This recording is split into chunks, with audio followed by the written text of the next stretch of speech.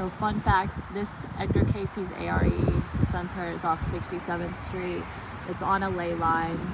And Nikola Tesla had gotten a reading from Edgar Casey. He came here and got a reading from Edgar Casey. And as far as I remember, that's the only reading that wasn't published in Edgar Casey's journals.